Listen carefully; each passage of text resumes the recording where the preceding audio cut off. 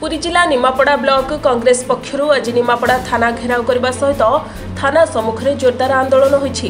कांग्रेस पुरी जिला संयोजक राजेश मिश्र और ब्लॉक संयोजक कालंदी चरण बारिकों नेतृत्व में शताधिक कांग्रेस कर्मी थाना निकट में पहुंची सेठारे जोरदार आंदोलन करथिबा देखिबाकु मिलिछि।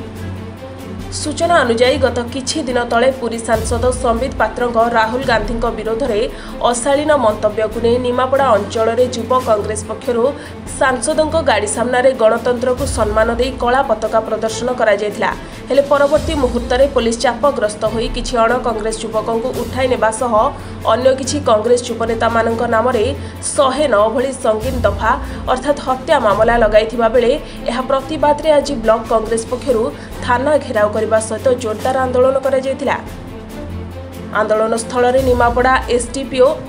एवं निमापड़ा थाना भारप्राप्त अधिकारी पहुंचीथिबा बेले कांग्रेस पक्षरु पुलिस लगाइथिबा मिथ्या हत्या मामलार प्रत्याहार निमंते एक दाबीपत्र प्रदान करा जिबा सहित आगामी 23 तारिख पर्यंत समय दिया जायछि। जदि दाबी पूरण न हुए तेबे आगामी समय जिला एवं राज्य स्तर में आंदोलन आहुरी तीव्र करा जिबा नै कांग्रेस चेतावनी देबा सह थाना अधिकारी को एक दाबीपत्र प्रदान करा जायथिला।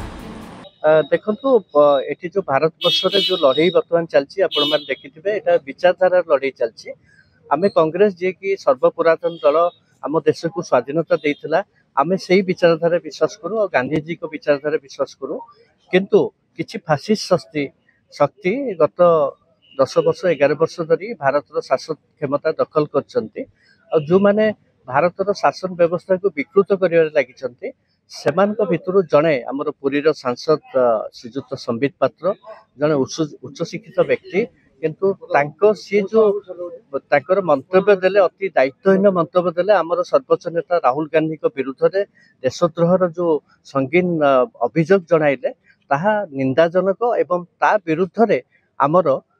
कर्मी से विषय निश्चित भाव में ताचिबा स्वाभाविक और सेथिपई सेमाने निमापड़ा जेतेबेले श्रीजुक्त संबित पात्र जाउथिले तांको कला पताका देखैथिले जोटा कि आम मानकर एवं सर्वोपरि भारत वर्षर समस्त नागरिकर संवैधानिक अधिकार विरोध करियार एकमात्र परिभाषा एवं आमे आज दाबीपत्र प्रदान करथिलु एवं बहुत कम समय आमे देइछु जे आम संगे एसडीओ जे जनार्दन पाड़ी तांको संगे आमे आज विचार आलोचना करथिलु एवं तांको आज 12 तारिख आमे 23 तारिख पर्यंत तांको एक अल्टीमेटम देइछु चरम चेतावनी देइछु। जदि आ भितर पुलिस ए जो संगीन दफा को प्रत्याहार न करती आम पिला जदि गिरफ जो मान होती खलास न होती तेज ये आंदोलन आगक जिले में हो कि राज्य में हो संपूर्ण भाव में आगक आहरी व्यापक हम कौटी संबित पात्र जे कि कथा कुहालिया सांसद जहाँकर हिताहित ज्ञान ना यही दृढ़ भाव में मुझे समालोचना करुँच। थे मुझे गोटे टिप्पणी देखी लोकसभा संसद में से पुरी विषय जगन्नाथ विषय जो प्रकार हिंदी कहते आम ये भावुँ निमापड़ा अंचल को आसी पुरी जिले में सेमती कहीकि गोटे बाहा बाहा नवा बोधे बाहा स्पष्ट मारिया बोधे गोटे मौलिक अधिकार हो जाए प्रकार लोक आम विरोध कर आज कला पताका आम पिला देखते ये बेले जड़े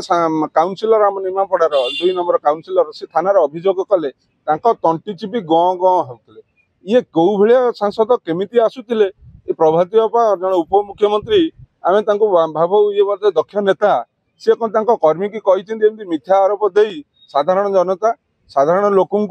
हैरान करवा ये बीजेपी दल एवं वर्तमान शासक दल का मुख्य आयुध ये मैंने पलटिछन कि कौन आम से गोटे आपण माध्यम जनाऊँ। निमापड़ार Vivekananda Sharma report Sunstar TV.